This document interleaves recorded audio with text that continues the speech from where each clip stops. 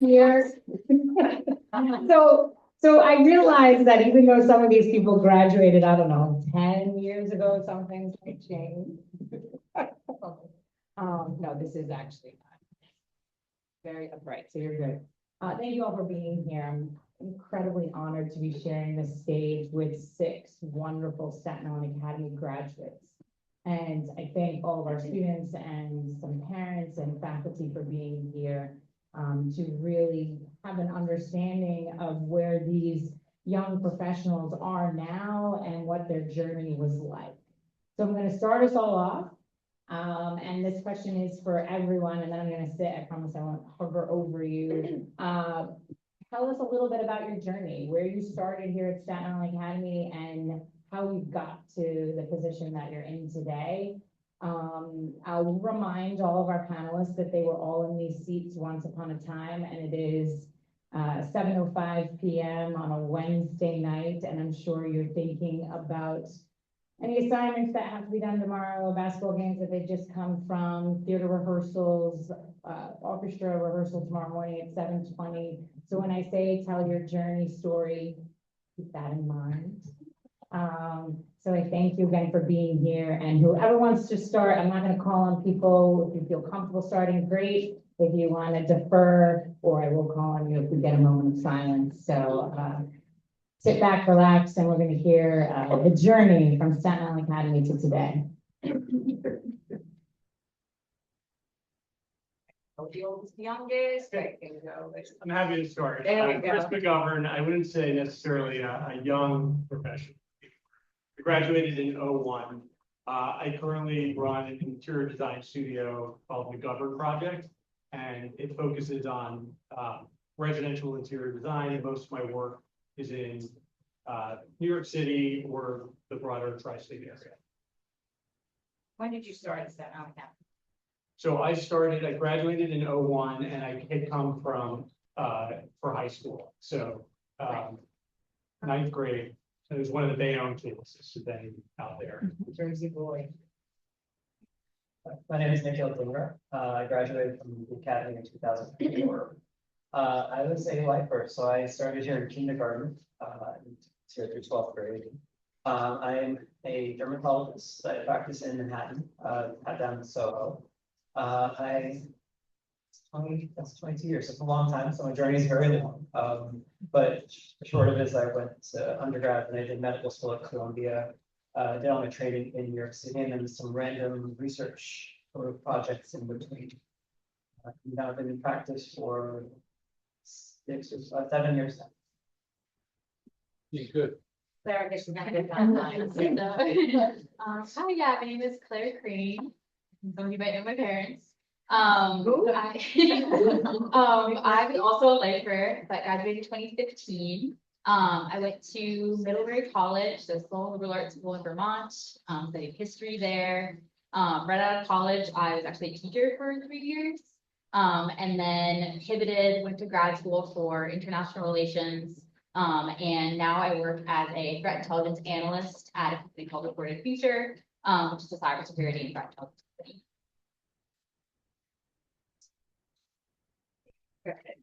I graduated in 2015, so it means that I went to school together for most of my high school years. I started here in 9th grade, and then when I graduated, I went to Fordham University. I was at Fordham for 4 years, and I had the pleasure of graduating during COVID. So when I graduated, I went to healthcare and tech, PR and communications. I had studied PR and comms in college, and when I graduated, obviously there was a big need in the healthcare sector. So I worked there in comms for about 3 years, and then I transitioned to working at NBC Universal. And I currently sit in our advertising and partnerships division. So if you watch anything on NBC, Peacock, Bravo, any of that stuff, all the ads and sponsorships and that come through my division. And I handle all the sponsors. I handle all the press around that. So our whole sports portfolio, I currently oversee. So I'm my phone here because we are in ED in Super Bowl, Milan Olympics, and NBA All-Star. And so we're figuring out all the partners and announcing all their press plans and doing all that right now. Hi guys, I'm Julia Knobloch. I started the academy in the 2nd grade, so not a lifer, but I was considered my Staten Academy kind of my home. So I also was in your seats not so long ago. I graduated in 2017. I went to nursing school, at Fairfield University. And I currently work at Rumsey as a labor and delivery nurse, so I definitely got lucky, I got my dream job. I still work overnight, so that's not the most fun, but I make the best out of it. And I started my nurse practitioner journey a 1.5 years ago, so I'm still in school and working during the night. But labor and delivery is a great field, and I'm excited to talk to you guys more about it. Hi, everyone. My name is Juliana Pritchett. I'm from the graduating class of 2018. I came here as a freshman and then went the 4 years. After my time here, I went to Wagner College where I got my degree in psychology. And then after that, I went to NYU College of Dentistry, where I got my associate in dental hygiene. And then from there, I now teach at school and I also work in private practice as a dental hygienist. Excellent. Thank you all so much. That was a very short journey, but obviously we can break some of these things down. But I guess one of the things, and I have questions from our students that we generated. One of the things that I'd like to ask is, when you were sitting in these seats, whether or not you came as a second grader or a lifer or grade 9 students, was this the plan? So where you are sitting now, maybe when you were in high school, did you always know I wanted to be a dermatologist or I wanted to be in cybersecurity? What did you think the plan was? Because I think one of the things that we try to instill, and I know Mr. Apollo and Mr. Crane would agree, it's not about like, what do you want to major in or what do you want to do? It's like, what are your passions, right? But did you think that this is the role you were going to be in when you were sitting there? So you can go anywhere. Let's not try to keep going up and down the line. That'll get old quick. So let's, I don't know, start in the middle somewhere. So when I was sitting in those seats, I knew I wanted to go PR and communications or be a lawyer. It was between those two fields. And I knew if I went to PR and communications, I wanted to work on the media side of the house and be at a media company. The path to get there, I don't think went as expected. I did not plan to spend any years in healthcare or tech. I never thought I would be pulling oncology drugs from the market, getting things FDA approved, but that's where I started and it did end up getting me where I wanted to be. But so the path had some twists and turns, but it all worked out. Yeah, I mean, I think back in a weird way, my path is anything but linear. I think if you talked to me in high school, you know, I probably would have said I wanted to be an architect and wound up not all that far from it where I am now. I think back, like in high school, I think I did these like summer architecture camps. One, because it was an interest, and two, it was like good for your college application at the time. But at some point, one of those programs was at Georgia Tech, and at some point between graduating and starting school, probably a combination of some almost unsolicited advice, had decided to major in engineering versus architecture, thinking they were closely aligned and potentially like a broader set of job opportunities. And what that started was a very divergent path, but don't regret any of it. It led me from engineering at Georgia Tech to management consulting at Deloitte, and then back for an MBA at NYU, and then a switch into investment banking for almost 10 years. And about 7 years ago is when I decided to leave that and start my own interior design business. But no regrets, right? I think you're probably applying to colleges right now. It's so hard to feel like every decision tree will like define your next step in life. And that's just not the case. And I think as I look back now, there's things I can pull from each experience that, that led me to where I am and that are useful for having had those. Very relevant to me. I actually didn't know, I did not think I was going to be a doctor. My parents are both doctors. I distinctly remember saying I'm never going to do that to myself. And I still remember being here, and science was never my forte. Humanities were definitely the stronger sort of thing I was passionate about. It's like a recite sections from Wuthering Heights for Shakespeare, but like, I don't know, Mr. Long's science classes, I had no idea what was happening. But I actually think that. Not reassuring. I know. That, well, no, then sort of things flip a little bit. I don't know what changed. I went to Haverford, which is a very tiny liberal college that people in love with. Mr. Aquilano's suggestion, actually. And sat in freshman bio just in case, and ended up loving it. I think just there's something that was distinct. It was not sort of general biology, it was molecular biology, and then sort of realized I love skin, and I was like, I might as well do this then. It all made sense, it started to come together. Granted, I was in a small liberal arts college, so I got a very broad education, which I'm thankful for, and I think every little aspect of it contributed to my career, even now. It was meandering, but once you kind of get on the pre-med path, it was a little bit more linear. But even then, I took some research sabbaticals. I worked in the lab. I did clinical research, published in some, which was really fun and never want to do again. But I sort of think it's been a long time, but everything sort of changes as you get older and your perspective shifts. And anything I thought I wanted to be when I was sitting in this auditorium is certainly not what I envisioned. I'm happy where I am now, but I think having that open mindset is actually the most helpful thing I've ever done.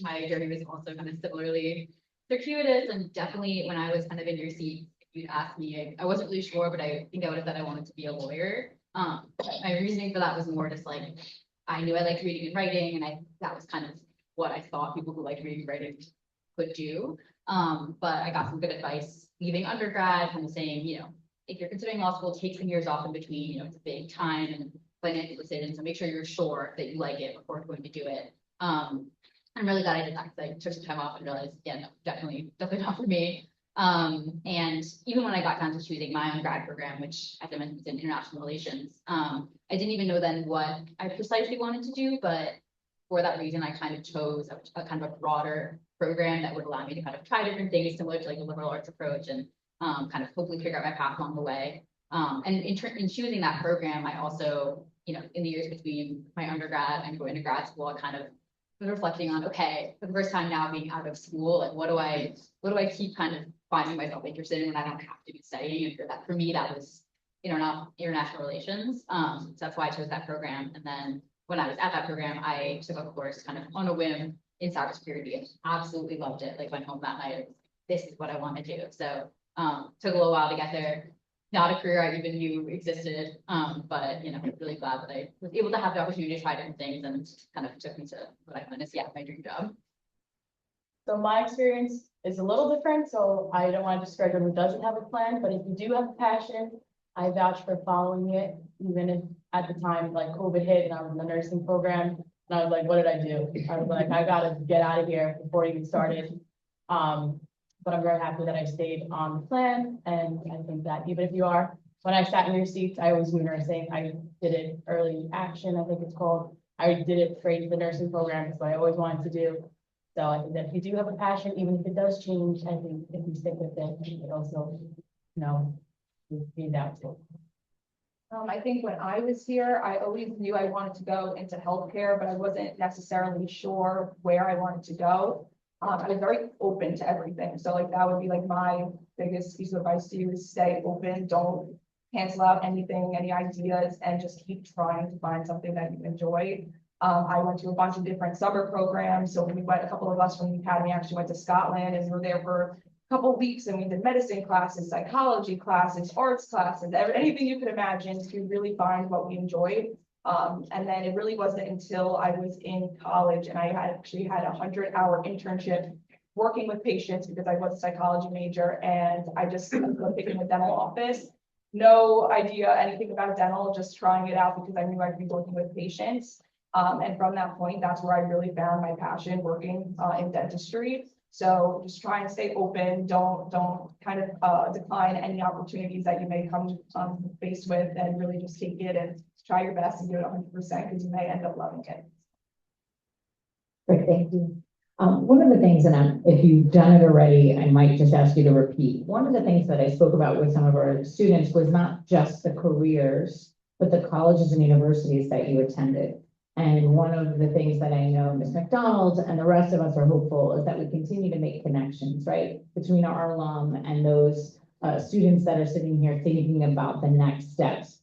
So if you can just rattle off, where have you studied since you've been at Staten Island Academy? So we'll just seriously just go down and just check off where have you studied, even if it's just program, like a certificate and or your degrees.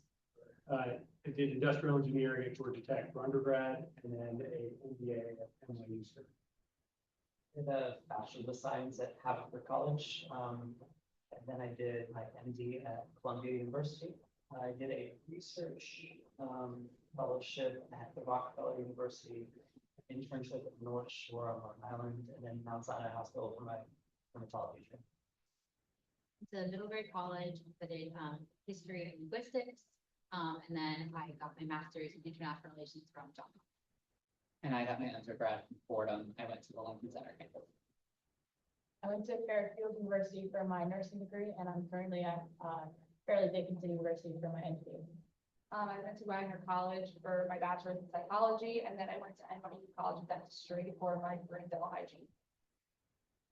Excellent, thanks. And again, I want you to see, you know, the concept that I know Mr. Aquilano talks about all the time, that you can go to a liberal arts school and still study medicine and still study in those areas. And I joke a little about Claire and cybersecurity. Did you think you'd be in the technology world? Definitely not. Yeah, I don't know if there's still a computer class, but I took it and dreaded it because it involved typing and I'm so bad at typing. So yeah, it's ridiculous that I'm in cybersecurity, but I think that's one thing that really surprised me, even when I was applying to the field, you know, my professors and mentors kept telling me, you know, you don't need a technical background to go work in cybersecurity. And I kept, even as I was applying, I was like, how is that possible? But it turns out it's true. And, you know, I don't code, I do none of that, but my job is kind of to do investigations, and sometimes it's translating from the people who do code into then kind of how it relates to kind of a global context and translating to people who similarly don't code. And so there is a role for you in cybersecurity, even if you're not kind of a technical person. I don't know if that would be your answer, Claire, but my next question would be, what has surprised you most in your current job now? Like, what's that thing that maybe, and I don't want to say necessarily a setback, because a surprise could be a good thing, or a surprise like, ooh, I did not see that coming. So you can take this question any way you want. A surprise like, wow, that was pleasant. I'm so grateful for that, or, ooh. And be honest, this crowd can take it. Yeah. So. I would say, I think one of the things with time that I've realized, and I think it applies to, when I think about like, as a high school student, the typical day here, it's very regimented, right? You start at the same time every day, you eat lunch at the same time every day. You know, a lot of you will do some type of like physical activity after school on the sports program. Something else, dinner, homework, and that's a very structured environment. I think for some of you, it works super well. That type of structure worked well for me. And then you always hear like, well, that all goes out the window when you go to college. And that is true, right? It's a much less structured environment. And so I noticed that, of course, and I think that's part of growing up, of, you know, figuring out how to adapt in that new type of environment. But there's also some people that like in this current structure and context may really feel like restricted and confined and like thrive, right? In something with a little bit more flexibility, right? I think like the beautiful mind guy writing like on the chalkboard or window pane class. So that's probably a dated reference. But so my point is, I think one of the things that I realized with this last move that I think I witnessed from high school to college in terms of a highly structured environment to one that's less, to then working at a bank that was super fast paced and structured, to then starting my own business in a new field, is it kind of falls back into that lack of structured environment in some ways. But I think, you know, with time and perspective, it's good to be aware of that and good to know what your inclination is and where your deficiencies are. And like what type of structure you need to put in. So I just feel like if you're someone that's thriving in this type of, structure, that's great. Be aware that can change in college. And both in college and beyond, I guess, kind of be aware of like the types of environments that you thrive in. And if not, what type of things you can do to like add some structure. And Not have any surprises. I think chiming in, I always thought I was an introvert, like not someone who enjoyed talking too much or anything. And that I'm in a field where I see 40 people a day. And actually, when I was in college, I think it's something to do with the environment and sort of who you talk to also, but it started to blossom sort of socially too, which is like an interesting thing to think about, I would say. It turns out I actually really enjoyed talking to people. And I thought I was going to go into, I was a techner, I loved playing with gadgets when I was in high school, and I thought I was going to go into tech, and I was going to code or do something applied on my own. My sister was a social butterfly, she always loved it. And she is a software developer, so things change. I do get tired at the end of the day after talking to a lot of people. And it's very exhausting, but I really look forward to talking to my patients, especially ones I've known for a while. And I think, I don't know, a decade ago or a decade and a half ago, I don't know that I would have anticipated that aspect about myself. So I guess just as you get older, you change, and I guess whatever you sort of anticipate about yourself, you don't know what the next year or 2 or 10 are going to bring, and that may also look at your careers. Yeah, surprises. I think for me, I didn't expect that like 27 to be the spokesperson for a multi-billion-dollar revenue driver for a company, nor did I expect people that have 25, 30 years of experience be looking to me to make the calls or be calling my phone when they have a problem. So that's been a bit of a surprise, and 9 times out of 10, I'm normally the youngest or the senior in the room, and normally I'm the one that is carrying the weight of the room. And I've been told multiple times I punched above my weight, and I've kind of had to do that throughout my career from my early days on, which has been a little bit of a shock at times, but still kind of rewarding and exciting when I'm the one responsible for announcing we sold out the Super Bowl, or the one responsible for announcing a Super Bowl ad went for 10 million for the first time. Like those are like fun things, but not things I expect to be responsible.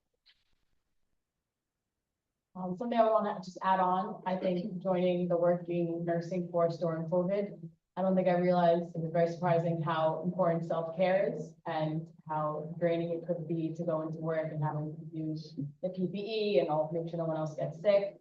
I think you're not very helpful to yourself or to others if you don't take care of yourself first. So I think that's something that I had to learn how to do before I could help others. So I think that's very important that I could have done better, I think, in nursing school. But I didn't know how to deal with the pandemic until I was already kind of fully in it. So we learned the punches, but it worked. I think I agree with Julia as well on that. There is, when we come to the academy, we're almost like in this little bubble where we all kind of know each other and we're all used to something a certain way. And when you're out there in like a hospital setting or in a clinic setting, you're meeting so many different types of people with, again, different ways that they look at self-care. So learning the way to speak to people in a certain way that it's acceptable and make sure that they're feeling comfortable around you is a very surprising thing when you're coming out of a college or coming out of high school and just getting used to the real world and in that setting too, because there's a lot of people that do not floss and do not brush their teeth and you find that out the hard way sometimes. So it is interesting to then to work with them and make it better, which is possible. So. All right, well, thank you. That was not a thing I wanted to think about. Brushing their teeth. Let's just take note. Before I get into some field specific questions that some of our students had, Julia triggered a portion of the questions that some of our students had about mental health and how you balance that. And I think, we're in a society where we're looking at it more, but now it's really front and center. And how do you balance the professionalism? How do you balance continuing to be the top of your game and the people that go to you, but at the same time, continue to take care of yourself? So what would you think that looks like for you in your spaces and places of your careers or your colleagues, and how that looks in the work environment in which you're in? I can start here. I don't know if most of you guys know on the news, but the nurses are on strike in New York City. I think something that I had to learn is to set boundaries and say no. I think I struggle with that personally, but I've gotten better with it. If you are not able to do something, saying no. I feel like growing up would be you're disappointing somebody, but now that I'm older and wiser, saying no sometimes is the best thing you do for yourself and your mental health. Unsafe patient assignments, you're protecting yourself and your license. So it's very, very important to speak up for yourself, even if it's to somebody who's a doctor, who is that first couple of times I've had to speak to somebody who is higher than me, a doctor attending, it was very nerve wracking, but you have to advocate for yourself and your patients as well, which is a new skill that I had to learn.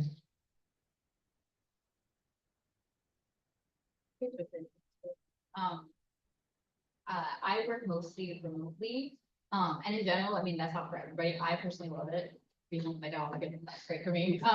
But I think something I've learned being remote and pretty much having some days having almost no one to speak to until the evening is you need to, or for me at least, it's helped a lot to kind of carve out my workspace within my apartment, and I have like, luckily enough to have like a 2-bedroom where I could have an actual office, but even then, just like having a desk, I think it still kind of suffice and give you that like separation from like work to normal life. And then also kind of something we're trying to get better at, but the discipline to like not check work messages after a certain point, because I feel like it's so easy when you're so connected to kind of always be checking, and then work effectively never ends. But I think I've had to learn to kind of control that better, because I think having that mental break, especially when you're in the same, this is when you live in the same space, is really essential to kind of give yourself that separation. I think one of the bigger pieces of advice I can give is like when, and I think, yes, you're obviously young, when you get to college and you're on your own, it's when you really need to sort of figure out what works for you and what doesn't in terms of whether boundaries or, the things that help you to cope with stress and anxiety. I mean, that's when I started in high school, but I don't think I figured out the tools until I was in college probably. But what's I'm happy about even now is that, whether I was 21 or 22 and figuring out those sort of management skills, and they still come into play subconsciously every single day for me. When things get very stressful or rough, I'm like pretty proud of the fact that I'm cool and collected about things now, whereas 20 years ago, I was more of a big out personality.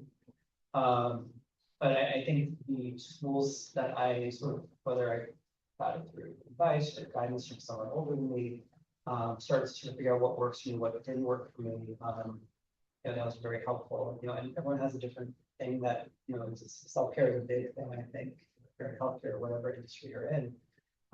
So for me, it's exercising regularly, moving my body regularly. I live in the city, so luckily going on a long walk feels good to me. But figuring out what coping strategies that are healthy work. If you sort of develop those skills when you're young, it becomes a routine, and it becomes weird to not do those things as you get older. That's the easiest way to sort of take care of yourself mentally and physically.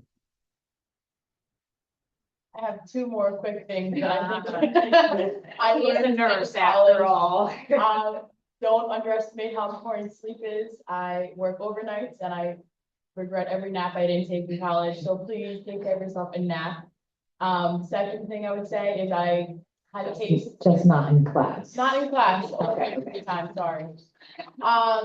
Another thing that I still think that I do often is I have a fear of missing out. I feel like I want to do so many things. I'm constantly running around and I don't want to miss the show, or I don't want to miss the game. I want to play in this. I want to do that in college too. And I feel like you're always scared time's gonna run out, but I think it's safe. I wish I would have taken a step back and enjoyed sometimes relaxing. So I think that that's something I would tell younger me in your seats right now. Sleep and relax.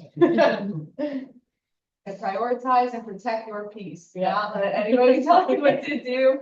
Make sure you're taking care of yourself at the end of the day, because you need yourself to be okay for the next day and forward. So make sure you put you first. Protect your peace. Protect your peace. I like that. Yes. So these are more specific questions that some of our students had. What is cybersecurity? Like, what does your workday look like? Like, it's scary sounding. So is it a scary job? What does it look like? I feel like sometimes I'm still asking cybersecurity. There are a lot of different parts to it. So I can speak to my part of it. So basically, as a threat intelligence analyst, our clients come to us and say, we think we were hacked. We have these 3 IP addresses. What can you find? Or, we see someone kind of basically spreading false rumors about us online or posting false links online. Again, who do you think, looking at these IP addresses, who do you think it is? Or, what I work in the insurance industry, who are the top kind of countries or threat actors who are targeting my industry at this time. So my job is to kind of do research. Some of that is through a platform that my company has, which is kind of scraping all this data from the internet, from the dark web, from social media, from various internet sources. So that way, when I search an IP address, I can say, okay, that's actually been linked to activity linked to North Korea. So perhaps with them, I can investigate that connection. So I really like it because I kind of feel like a digital detective. And so that's my side as kind of an analyst. There are a lot of people at my company who do more, than if a company gets hacked, they go and try to like patch the hole and kind of solve the data breach of the hack or whatever it was. But I'm a researcher, and that's again where my kind of more humanities background comes in, because primarily my day is research and writing. And so if you don't like writing, probably not my job, at least probably not the job for you, but I like it because I feel like it's always interesting. There's always a new question, always a new problem. And keeps it I find really, really exciting. Great, thank you. Chris, what's the biggest challenges or reward of starting your own business and working for yourself?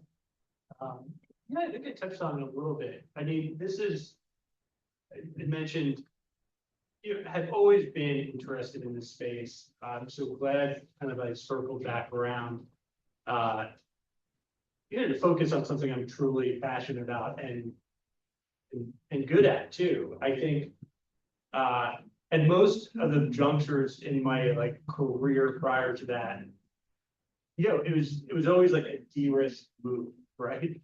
And this was the first one that felt risky, but I had conviction about. But also de-risk in the sense I left on very good terms with my job. I was like, I'll give myself a year, and if it doesn't work out, I'll go back and see if I can get my job back and go to another bank. I think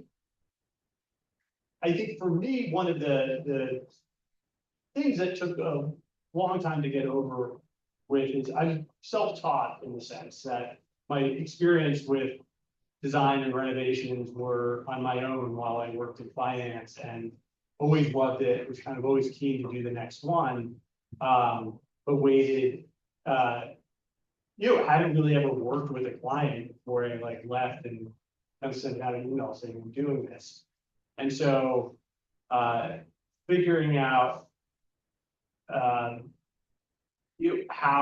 I talk to a lot of different designers, different size firms all the time, but I think still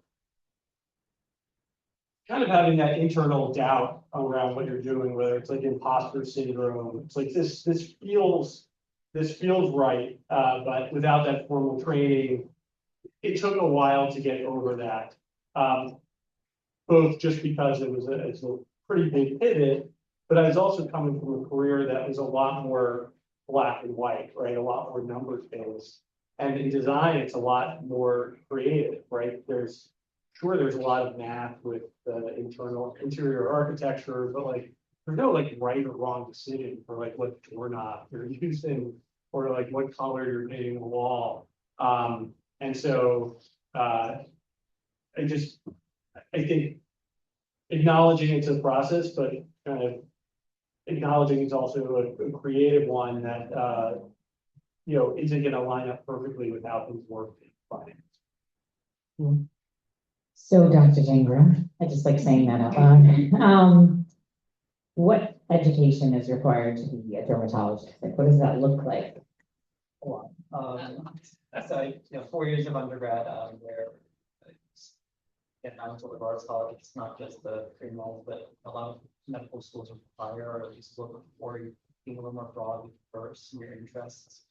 I then actually did a research year after because I wasn't sure if I wanted to go straight to medical school. When I applied, luckily well, I went to Columbia. That was like a 4-year process to get my MD. I took a research sabbatical year 3, and I worked at the Rockefeller University. I worked on a signal drug at the time, called Vixen, which I'm sure you'll see ads for on TV now, but that was a brand new drug at the time. That was back in 2012. And after that, then you do a year internship and then 3-year dermatology residency. And then if you want to subspecialize further, it's another 1 to 2 years cycle. It's done. So I just went straight into practice at that point. So about 12 to 14 years old. How did the like research one go? No, please. How did the, like, when you're in medical school, how did the research, like opportunity come up? That's a good question. I not remember. I think I just mass emailed, saying this was my interest. I went to a liberal arts college, but it's a very strong science track. And so my degree ended in molecular biology. And I did a full lab-based thesis my final year. So I had a research background in terms of lab science. So I just mass emailed and cold emailed, and I got a response from someone who's now the chair of dermatology at Sinai. At the time, she was a upcoming finished her postdoc, and she was looking for a student to take over and help her out. That would be from 6 a.m. to midnight, but it was 7 days a week. She didn't understand boundaries are a good thing. But it still was one of those like really fruitful years where like I learned a lot. I learned how medical publishing worked. I got to publish in journal like Nature, and did decide academic medicine is probably not my future, but again, it's just through making connections, and that connection actually blossomed to what translates to my training and my residency, and then where I am now. That leads me down to you, academic teaching. So you studied dentistry, but chose to teach. How did you choose that decision, and what path got you to that point? So originally I started off at Wagner College, so I was there for 4 years. During those 4 years, I needed to do an internship where I was working with patients. So I ended up working at an office in Staten Island, and that doctor taught me everything I knew. I was always kind of peeking into the hygiene rooms and looking at what was going on, and I ended up falling in love with it there. From there, then I graduated from Wagner and I applied to NYU College of Dentistry. So I was there for 2 years.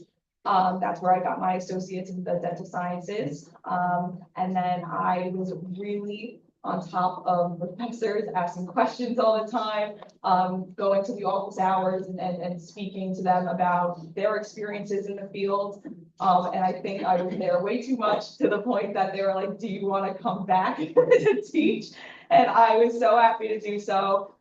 So the day after I graduated from the program, they actually reached out to me and offered me the position to come back. So now I've been there for now a year, and I love doing it. But that is only with the clinical instructor. So I'm more in the hospitals with the students while they're seeing patients hands-on. But now I'm going to be there a little bit more. But if I wanted to move forward, that's when I would go get my master's. But because I had my degree already from Wagner in the sciences, I was able to go ahead and teach there.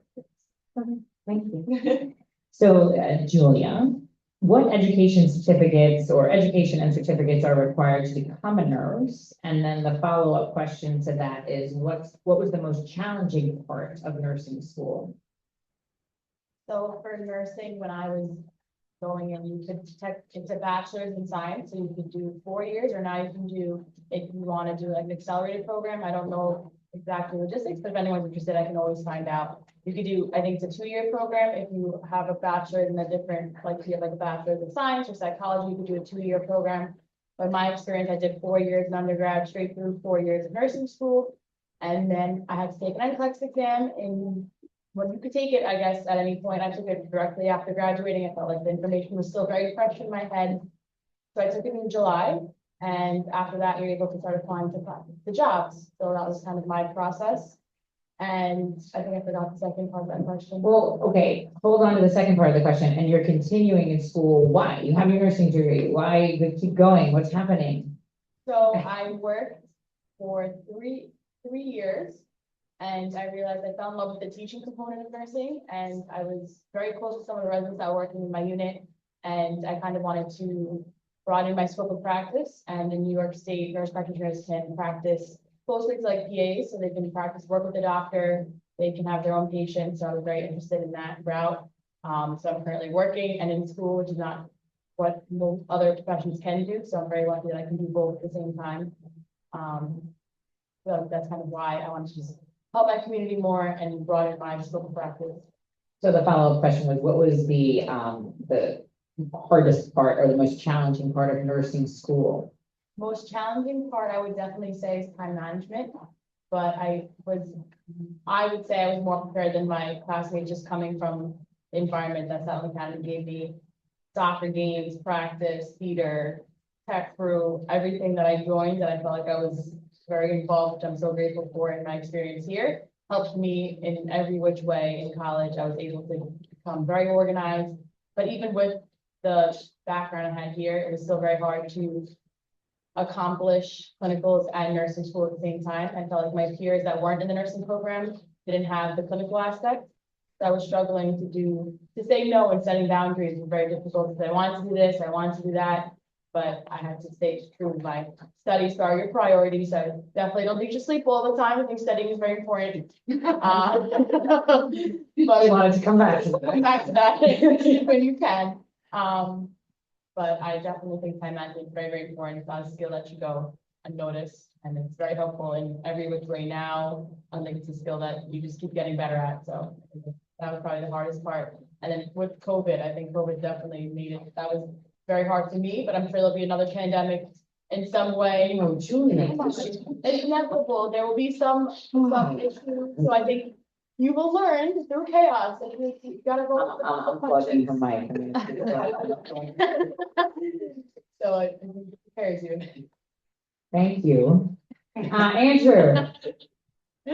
So what does a career in communications like actually look like day to day? And what do you think is an important skill for someone who wants to go into communications? Day to day looks very different. I mean, last week I was in Vegas and now I'm here. And in a couple weeks, I'll be in LA at the NBA All-Star game, and then I'll be home. I travel a lot. So that's one thing. So my days always look different. And it really depends on the projects I'm working on and what we're doing. You know, in November, I had to pivot out of sports and into the world of Bravo and go to BravoCon. And my days there involved getting soda for housewives and taking off their shoes and dancing with them on stage and staying out late with them. So that was like, I became like a talent relationship per day. But then my normal, I guess, day to day is I'm drafting press releases, I'm on the phone with the sports leagues and they're my counterparts over there. I'm in meetings with my executives, prepping them to do things like this, speak on stage, and now I understand why they hate it. So I'll do that with them. And then it's also a crisis was to come up or something was to happen. It's like all hands on deck, whatever I'm doing kind of stuff. I've been on vacation and that has happened, and I'm the phone and glued to me. That's why I didn't answer the mental health question.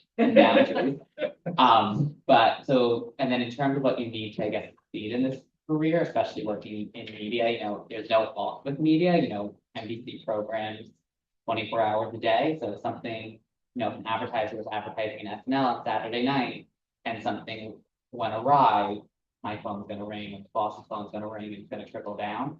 So you kind of have to have an always on mentality to some extent. Now, granted, you have a team that supports you, but you do kind of have to have a willingness to just roll up your sleeve and do whatever you have to. And you have to have a hustle and be willing to take on more work, especially if you want to grow in the career. And you know, there's a big aspect of my job that's very social. You know, I have to be out a lot, especially when I'm dealing with talent. And I also have to be able to handle a lot of different people's needs. You know, how I approach Alex Cooper is different than how I handle consulting. It's different than how I handle retail. So really, if I'm dealing with talent, then if that's how I handle them, it's Alice Cooper and Camilla Anthony in the same sentence. I haven't seen that with them. I have lots of stories there, but we'll save that. But then how I deal with the executive is very good. And when I was on the agency side, when I started my career, dealing with clients was a whole different stuff because they're paying us, so I kind of have to give guidance, but ultimately what they want to do is what they're going to do. So I kind of have to be a bit more of a soldier, whereas here working in it, have a little bit more autonomy and I can push back a little harder and be more in control. Thank you. So we have a few minutes left for the evening, and I know the questions that I'm holding in my hand were generated by students, but I would love to, A, get up, because I don't like to sit this long, and B, ask if there's anyone in the audience who wants to ask a question now because they were inspired by something that they heard. Sorry for the feedback. Why is it? Thank you. Anyone have a question that they want to ask? Adult, child? We got a few, come on. Did I call on like student government presidents? Oh, want the mic? All right. So for Mr. McGover, how did you know it was time to leave investment banking and go into interior design? Yeah, I think that's a great question. Chris is fine. Oh, I like the Mr.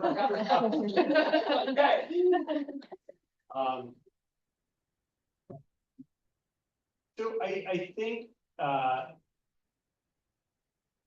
you mentioned earlier on, like, the importance of like following your passion, which I do think is true.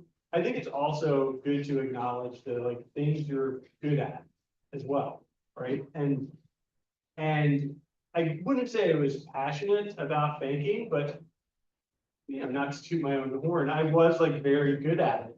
And was using that as like a reason to stay in the job. I think I worked for, most companies, whether in banking or consulting or marketing, you'll find, especially for these bigger companies where you may join right after college or right after some type of grad program, they're very good about creating, and it's not like some conspiracy, I mean this in the best way, they're very good about creating a structure of levels and divisions, right? And it almost feels like high school in a way. So I started in banking after business school, and it's like, well, you're an associate for 3 years, and then you're a VP, and then you're an executive director. It's easy to kind of say like, okay, I can do one more year, For me, I had finished my own personal renovation project at the time, the year before I left, and loved it. And I mean, no one really says, most people don't say that after a project. They say like never again. For most clients even, they'll be like, it'll be a while before we call you again. And so there was that. But I had also just gotten promoted to the level before managing director. And there was an internal meeting about, which was very helpful. It was like, well, congrats, and like, here's the path to get promoted to managing director, which is like the equivalent of a partner at a law firm, or it's kind of what you've been working towards. But that felt like not a 1 year decision. That felt like, okay, if I'm gonna do this, it's kind of gonna be like run the gauntlet for another 4 years. By the time you get promoted, you're kind of doing that job already. So it felt like a longer term view. And I just had this really strong feeling in my gut that like, if I don't try this now, I think I'm really gonna regret it. Like I said, discussed it with my boss, stayed on an extra 3 months for like a transition. So I had given myself a year, and that was 7 years ago. But this feeling of not wanting to look back, really regret it. Thank you, great question. Anyone else in the audience have a question? Yes, Leila, sorry, I just have to. For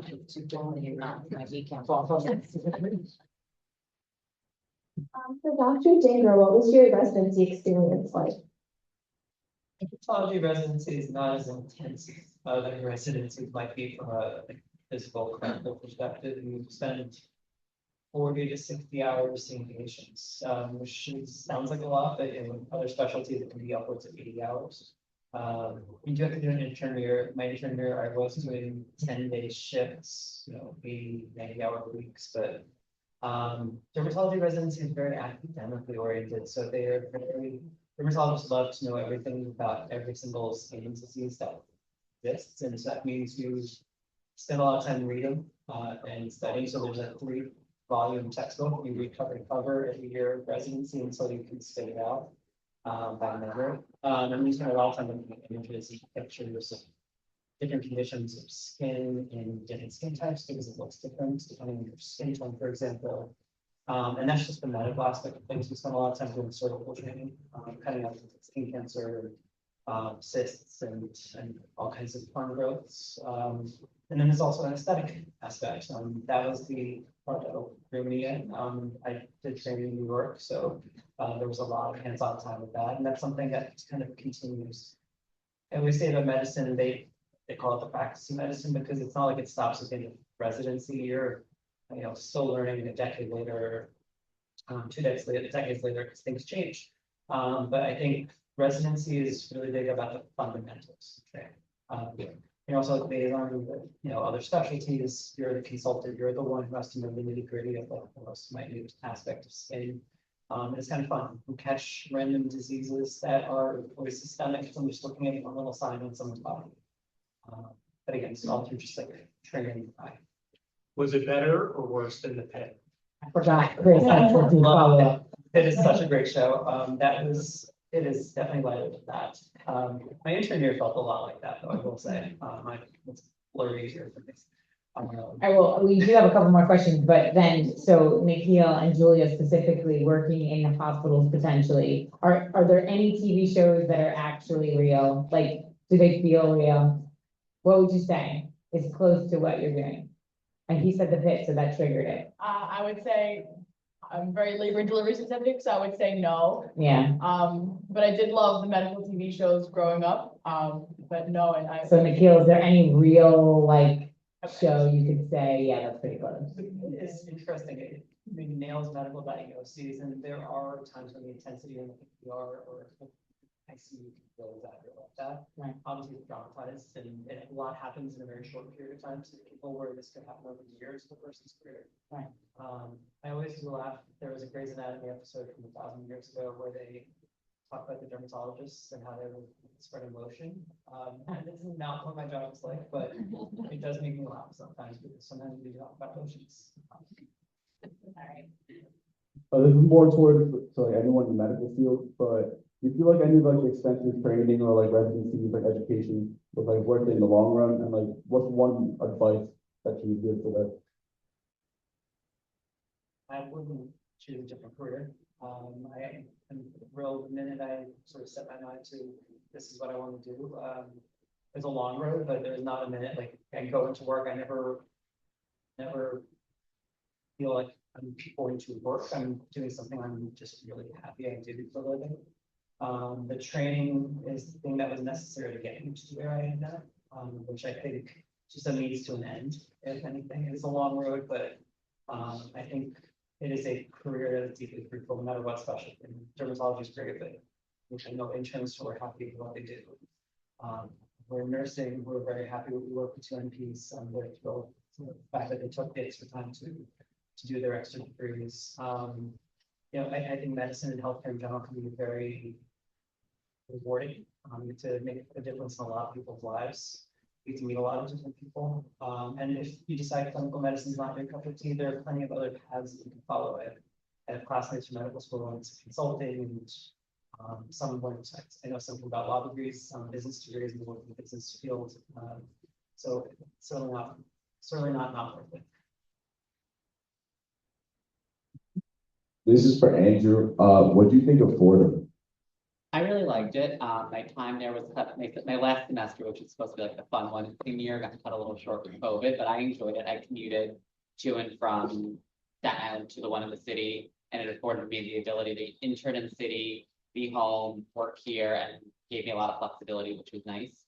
And it set me up for success in my career. I got my first job out of college before I had even graduated through my connections at Fordham. I actually, fun fact, got a phone call the day the world shut down. So that was fun. Yeah, I enjoyed it.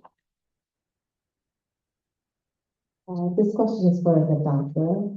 You had mentioned that in undergrad that you focused on liberal arts. And I was wondering, is that because you weren't sure at that time that you wanted to pursue medicine? Or is that a broader strategy to not have pre-med as your major? That's a good question. I went to a liberal arts college with a core curriculum, so there was a set of things that you had to sort of fulfill. The opportunities are pretty vast. I think my interests were also really vast, and they still are, which it could be a reflection of the liberal arts education. I'm proud of the fact that I still value literature and films and theater and art, despite the fact that I went into a STEM-oriented specialty, or track. I definitely was keeping my options open. I took writing courses and I tried econ, turned out I was really bad at it. It's fun to try things, knowing that you might fail a little bit at it and try something else, which is one of the nice things about college.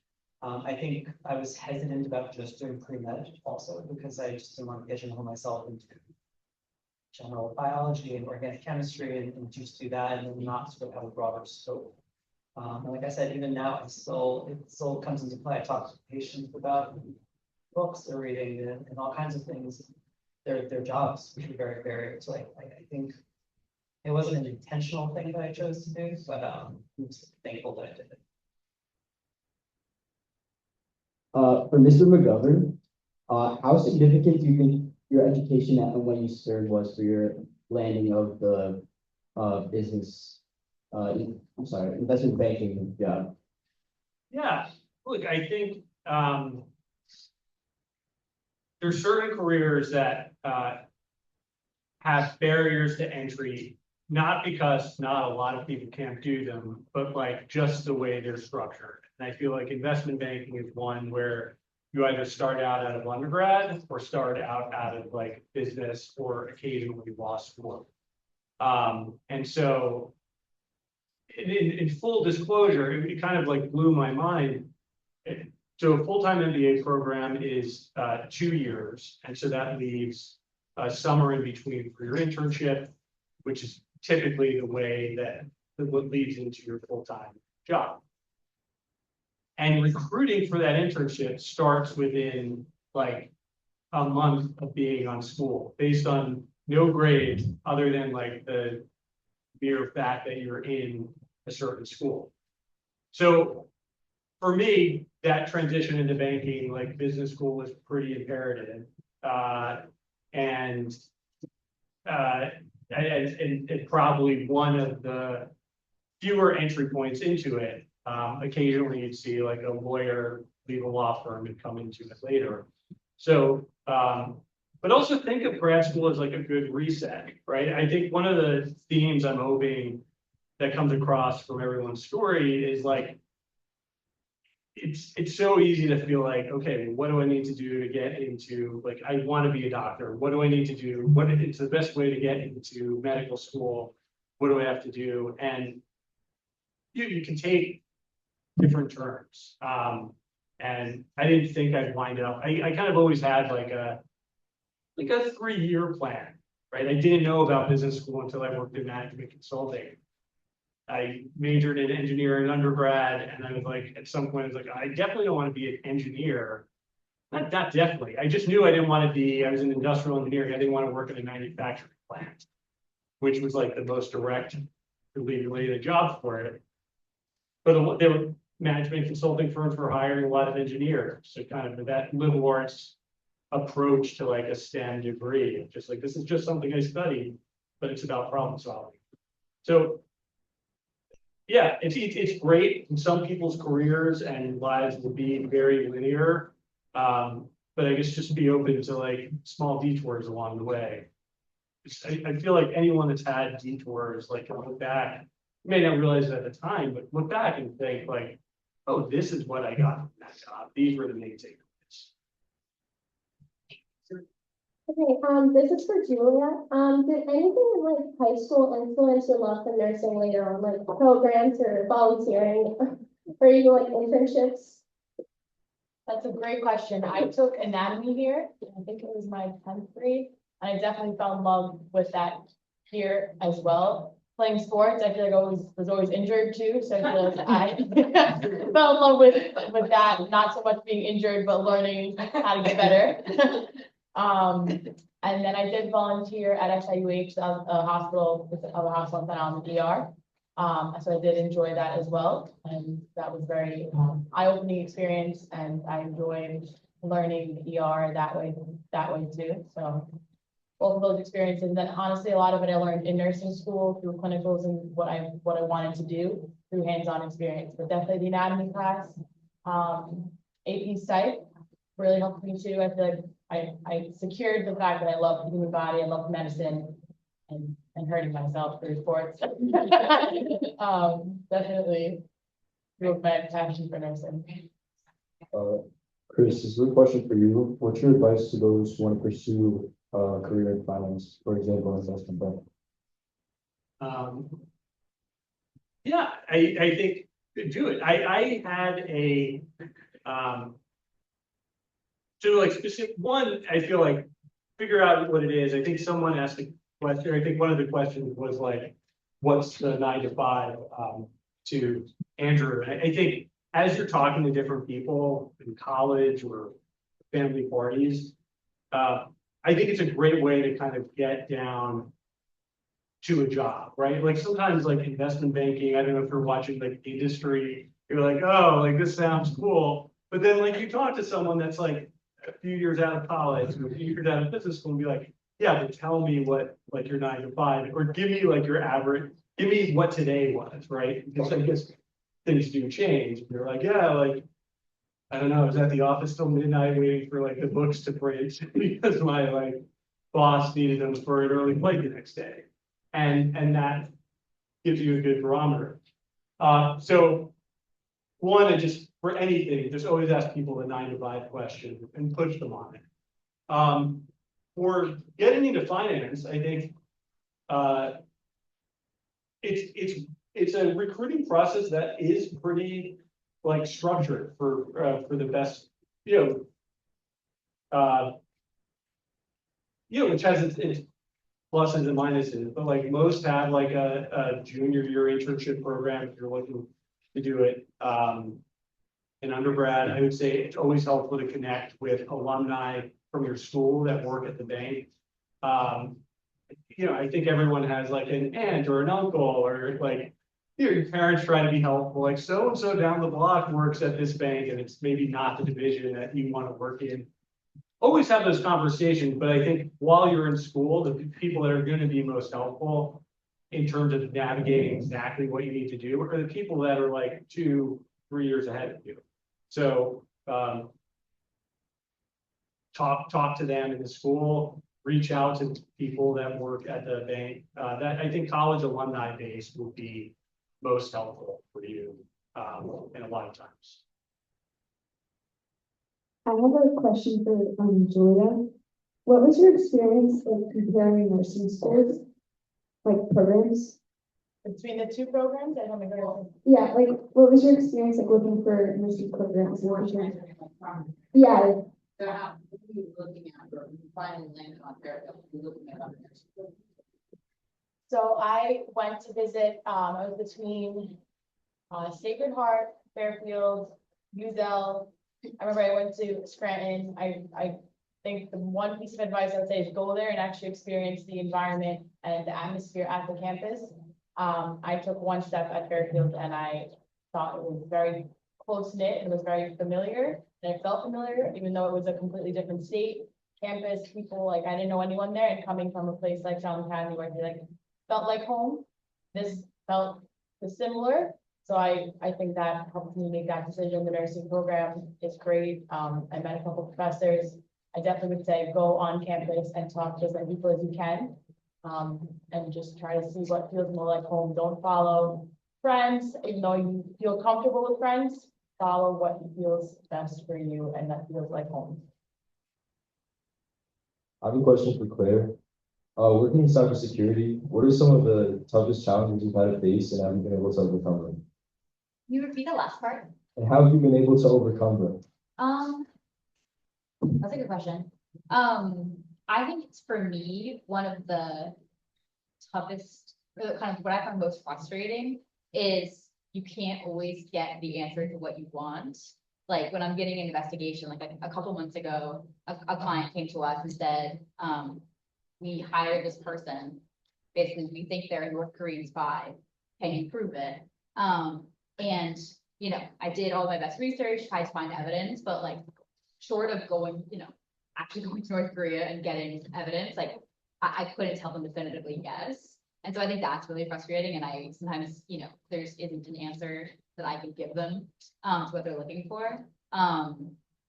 So I think that's the most frustrating, but I think in terms of overcoming that, just kind of understanding that's part of the job, and all you can do is kind of, you know, investigate to the best of your ability and give them what you can. And, you know, that'll be enough. Thank you. So I'm going to end with just a quick couple of questions, and then I will invite any of you who have questions for our panelists. I will hold them captive for a few more minutes, but I don't want to hold the entire audience captive. So the quick thing that I want to ask is if you can answer in like 30 seconds or less, funny Staten Island Academy story, or something that you feel like you keep looking back and going, oh my God, I can't believe we did that, or an experience. Right now, for those of you on the stage, our boys varsity is holding on to an undefeated season, and they're going to have some wonderful memories after this year and those kinds of things. But what is something that stands out, either funny or memorable, that you're like, from a play, whatever it is, a classroom that you're never gonna forget? I don't care. Julia, you're right. You're like, let's go. Juliana. I know, Juliana, that was tough, right? Yeah. Honestly, everything at the academy was great, but when I look back at my time, I was heavily involved with the lacrosse program as a goalie. So my time, Mr. Aquilano, after school, when he was shooting like just lacrosse balls at me nonstop, I go home with bruises. You know, that wasn't fun, but the memories that we shared together, even like going and traveling together as a team, I look back at that and I really just smile. Like even when, like, you know, when you're driving on the highway, you see a school bus full of people like all like having fun, and you're like, oh, that's so, I can't do that anymore. So that's like, to me, that was the memories that bring me back a lot of happiness. Anyone else want to share? I can just follow up with that. I would definitely agree that my lacrosse time here has been a highlight. Definitely missed the athlete part of my life. And it's not the same, you know, I've joined leagues, you want to play in like a nighttime, which is not the same. So definitely enjoy every senior night, every moment, show up for your friends, show up for everybody. Just come, even if you don't know anybody on the team, come just to sit there. Because one day you're like, oh, I can't do that anymore. And another thing that I have to just rub in Mr. Smith's face is Partington. We won my year, and that was very, very important to me. Very competitive, and I just needed to rub that in. That Partington. I think Partington won 3 years in a row for my time. So I was very, very happy about Next, who's next? I would say my senior year, as Julia said, Partington won my senior year, and I think it was the first time. But also, I was in Mrs. Crane's English class, and we had a lot of fun there. And all of my closest friends to date, I went to Staten Island Academy, so that was really nice.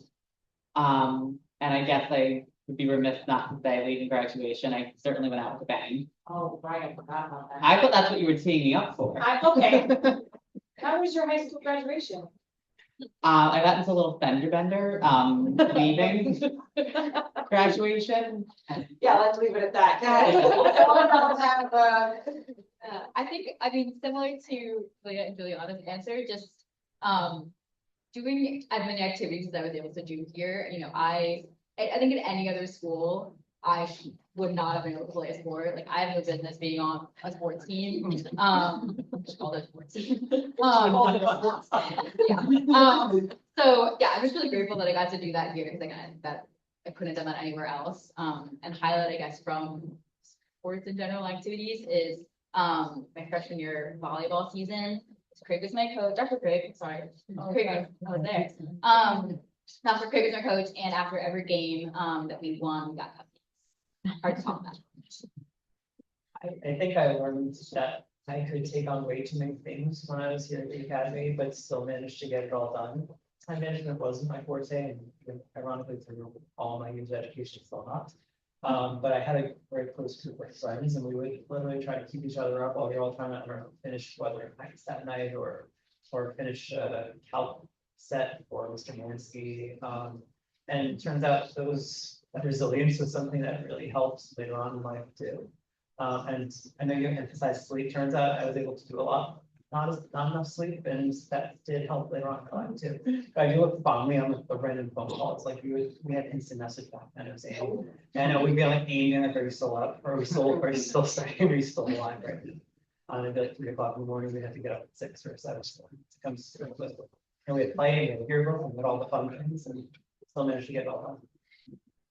Yeah, I think one of the big draws that had come before high school was the opportunity to do a lot of different things, play sports, explore all of your interests. And I love the fact that like so many of the coaches are teachers as well, right? Like that doesn't always happen at school. And so you get to know a lot of people here in different contexts.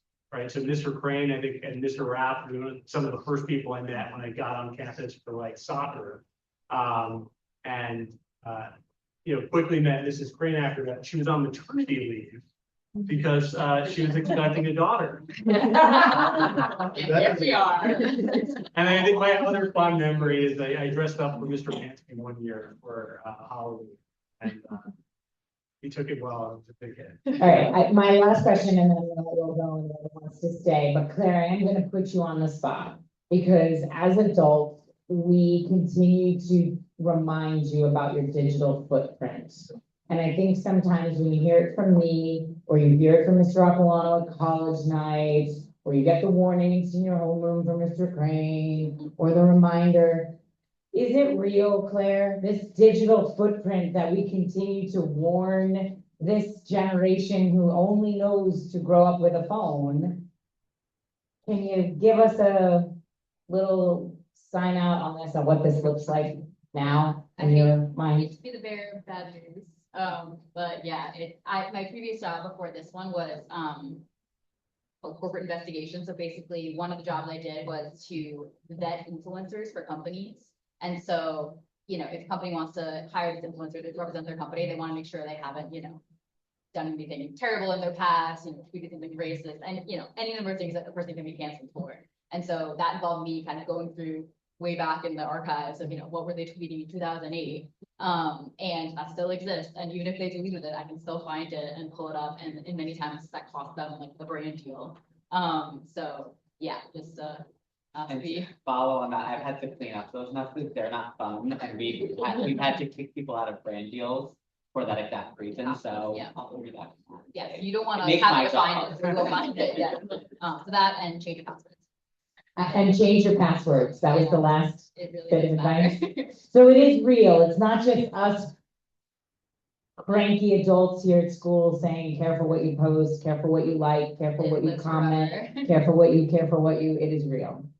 All right. Ladies and gentlemen, can we please give these wonderful people a round of applause?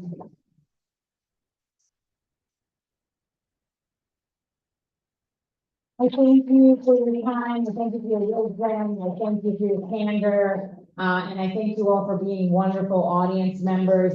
If you wanted to ask a question, please stick around and ask it, or I'm gonna not ask them. I'm sure they'll be okay with us sharing an email address if you had anything specific about the colleges they went to or the path that they took. I know that they would be happy to communicate with another Tiger. So thank you for being a wonderful audience member. Please be careful. I know it's dark. Make sure you're in the parking lot being safe, all the things, because you're all gonna leave here in a.